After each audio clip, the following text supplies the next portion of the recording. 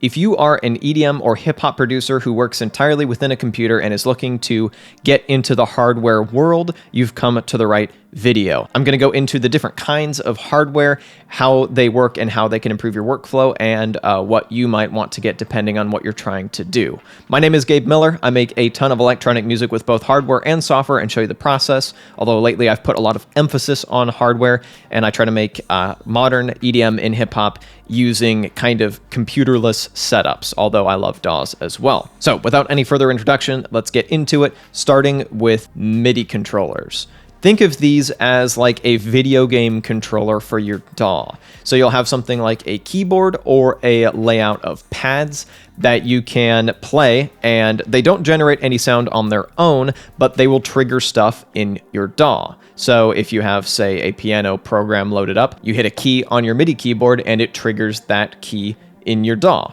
And you can map that to any software you want. If you have one MIDI controller, it should work with pretty much any VST in any DAW, period. The ones that you're probably going to be looking for connect to computers via USB. There are a ton out there, some of which are quite small and compact, like there are little mini 32 key ones that I quite like with really small keys. And if you're like me and aren't natively a piano player, that is probably plenty for laying down song ideas. You can also get ones that incorporate pads, either ones that are just pads. So if you want to do more kind of finger drumming, you can do that. And then you can even get hybrids that have both pads and keys on them. There's a ton of stuff out there. M Audio and Akai are good brands to start with. And if you're completely new to the hardware world and just want a bit of a more hands-on way to lay down song ideas, this is a great first purchase and doesn't have to be all that expensive. I should also mention one problem you might run into is latency, aka a bit of delay between hitting a key and the sound actually going off. Some ways to deal with that. For one thing, you can download some new audio drivers. ASIO for All is kind of the typical one you would see used on a Windows computer, and you can also try things like reducing your buffer size. If I were you, I would do more research into this, and there's a ton of stuff out there. And also, if you're on a Mac, you're less likely to have that latency there, and I've typically had better luck with MIDI controllers talking to Macs than with Windows computers, but you should be able to get it to work on either. So those are some basic controllers that usually have keys or maybe some pads, maybe both, and maybe even some knobs that you can map to different stuff to like control a filter cutoff or something like that. If you want to get even more advanced control, this is where you would get into kind of my second category of MIDI controllers. And these are devices like the Native Instruments Machine or the Ableton Push. These not only have pads that you can use to trigger notes, these also have a ton of knobs and buttons and other controls to control a bunch of aspects of the software. Where if you are trying to get a setup where you want to work within a DAW and get all the power that a DAW has to offer, but you're tired of just looking at a screen and clicking around with a mouse, this is a good solution where you can spend a lot more time with this device out in front of you, looking just at that and making music in a more hands-on manner, controlling a lot of aspects of your DAW. Stuff like launch pads or Ableton pushes can also be used for live performance, where you can launch clips and tweak parameters on the fly as stuff is playing as well. These can get expensive depending on which one you get, but remember, you are paying for the hands-on experience, and that's something that can be worth it. You get a much more tactile beat-making experience and still the power of working in a DAW. And sometimes they can be quite inexpensive. The Machine Micro Mark III, for instance, is a pretty incredible deal because of its low price and all of the software that it comes with, plus the fact that it's quite a pretty little device. You can go from that to something like one of the launch pads, and then all the way up to something like a Machine Mark III or Ableton Push. So a lot of people are going to call it there and say, that is kind of the pinnacle of where I want to go. And for a lot of people, that is going to be plenty for what they're trying to do. However, if you want to not only ditch the screen, but ditch the computer entirely, this is where you get into my third category, which is Grooveboxes. And this is one example. This is the Novation Circuit Trax, and there is an original version that you might be able to find used for a little bit cheaper. Devices like this are entirely standalone. You don't need to plug them into anything other than a pair of headphones. They're often battery powered. They'll have their own built-in synth sampler or both engines, and you can record in notes or program them in quite a hands-on way. You can launch clips, you can do a bit of mixing on here. Some of them you can even do sound design directly on the device itself. You can often load in your own samples on devices like this, and overall just get away from the computer entirely and have a very small little studio in a box. This is a very deep rabbit hole, and one that I have gone way down on this channel. So if that sounds interesting to you, you should definitely subscribe, because I am continually trying new stuff and getting the most out of devices like these. And there's a big range of them as well. You've got the more budget stuff. Some of the best are the Novation Circuit Trax and the Roland MC101. The Novation Circuit Trax is great if you're a beginner, because its workflow is super intuitive, and there's a lot of room to grow into it because you can connect external synthesizers, which I'm going to talk about in a little bit. But then there's also the Roland MC101, which I think is probably a little more powerful for people making modern EDM or hip hop. It's got an additional synth track, it works with samples better, and you can record its 4 tracks individually all at once over USB. So it functions like a little audio interface for its internal synth and sampler engines. I should get it. Foot caught on a cable. That's a really nice hybrid workflow. I can make something completely on this just by itself. It's very small, fits easily in a backpack.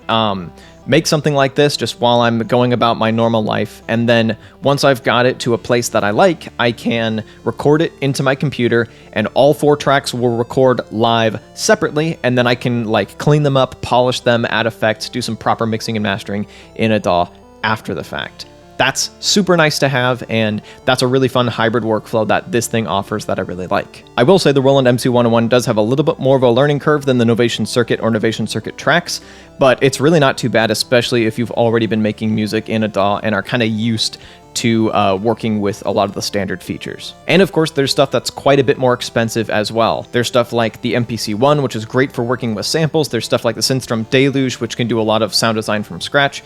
There's the Machine Plus, which is like the Machine Controller, but is entirely standalone, doesn't need a computer connected to it at all. And there are a ton of others that I'm skipping here at a bunch of different price points, some of which feature much weirder, more experimental workflows. And once again, this is a really deep rabbit hole that you can go down, and this is just an introduction to the very basics.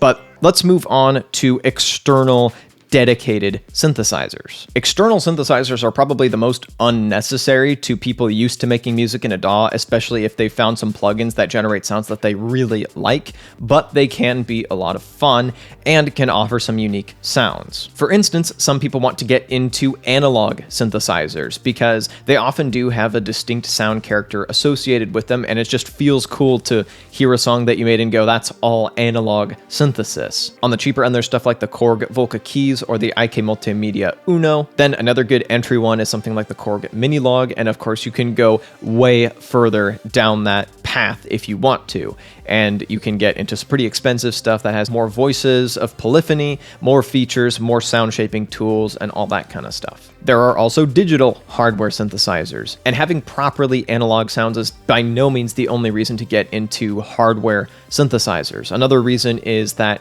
it's a fun, hands-on sound design experience. Like, you're twisting knobs and shaping your sound very intuitively that way.